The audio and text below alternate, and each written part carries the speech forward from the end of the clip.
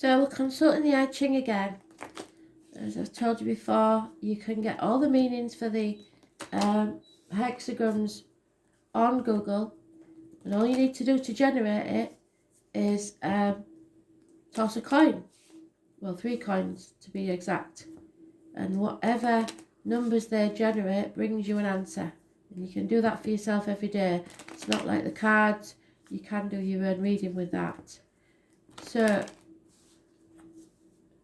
what 3 cards best serve as spirit? For some it will be past, present and future. For some it will be the situation, your best course of action and the outcome. You decide where it fits best for you.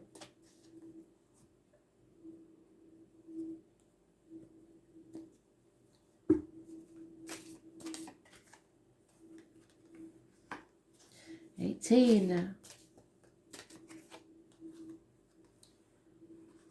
28 and 33. Oh, get ready. And the external energy is the 17. That is not the read, that's the external energy. You will know where it fits. So I did say the 16th and 17th this month, or from about the 14th really, is going to be tender, didn't I? So 18 is about repairing decay. Your situation has reached a dangerous state. So things have become disorganised and corrupt because of the inaction and inattention to detail. The rot has set in and now you will have to clear it up. This may be concerned with decay, but it is far from a hopeless message. If you take control of your affairs, work very hard and pay attention to every little detail, you can completely eliminate the rot and put everything back on a firm footing. At first glance, your present circumstances might appear extremely daunting, but by looking back into the long history of your existing condition, you will clearly see the mistakes of the past and be able to see the way forward. It is important not to throw your hands up in horror at the size of the job at hand. Once you get stuck in to clearing up the process, you'll be inspired and rejuvenated. So whatever it is, it's not too big a battle. It depends on whether you want it enough or not. And if you don't put the effort in, because it will naturally crumble away. It is becoming a great weight though, a burden. If you look at this, you can see that there are strong lines on the inside. The top and bottom lines are weak. The ancient Chinese saw this as representing a wooden beam, so seriously weakened that unless immediate attention was taken, it would simply collapse under its own weight. So if you don't want this to work out, don't do anything. It will collapse. The implication, therefore, is that the focus of your thoughts is in a dire state, and you must do something about that urgently. It is as if you were at the middle of a vortex which is bringing all your troubles and inherent weaknesses of the present situation to the fore. So it's bringing it up for you to face it. But what they don't want you to do is play the martyr or the victim and say yes when you mean no, because now is the time to decide what you want. And if you don't want this, don't fight for it. If you fail to make radical and essential changes immediately, everything will disintegrate.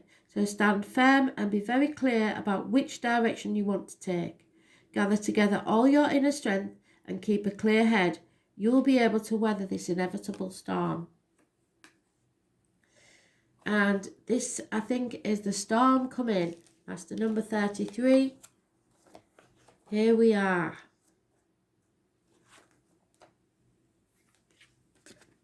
In all things there is a natural ebb and flow.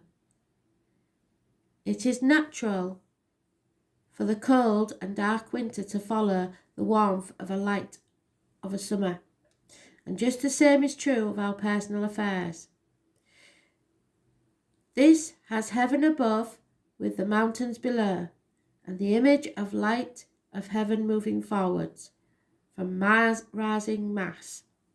The significance that the central issue of the matter which concerns you has reached a point where you can do nothing positive. The only course open to you is to withdraw. This is not in any way unworthy or cowardly, but shows that you generally understand the situation. There are times when no matter how hard you try to improve matters, you simply will make matters worse. This is one of those times that you cannot advance right now. If you stand back and regroup, you will be able to return with new strength in the future. Detachment is of the essence now. So that goes with all the reads that we've had in where there's people that want to win at all costs. And no matter what you say to these people, it's only going to make matters worse. So your best attack is defence. Wait for them to come to you, defend yourself by all means, but take yourself out of this situation as much as you can. And don't put effort into something, don't fight for something that you really don't want. Just be honest with yourself and others. The external energy, for those that want to know it, is the 17.